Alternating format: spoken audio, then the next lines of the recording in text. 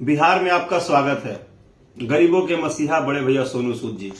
और आज के बिहार के सभी युवाओं को मैं एक कलाकार के तौर पे, एक परिवार के तौर पे तहे दिल से बहुत बहुत आभार व्यक्त करता हूं कि जिस जोरदार तरीके से स्वागत किए हैं, अद्भुत प्यार के साथ, गले पे गमछा और लिट्टी चोखा का जो मजा बिहार में आप ले रहे हैं, इसके लिए आपको ढेर सारी बधाई। और भले हम बिहार में आज नहीं हैं क्योंकि हम किसी शूटिंग के पर्पज से बाहर आ गए हैं, लेकिन आपको देख के और आपका स्वागत देख के हमको सभी बिहार वासियों पे बहुत गर्व महसूस हो रहा है।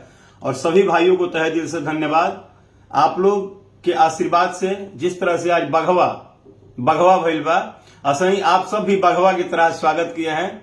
तो बघवा रतवा कीचड़ तक को अपार प्यार आशीर्वाद दे ही रहे हैं। और आज ये अद्भुत पल जो बिहार में मिला है, सोनू भैया आए हैं, आप सब उनके स्वागत में जो किए हैं तैयारी, इसके लिए आप सबको एक बार फिर से बहुत बहुत धन्यवाद।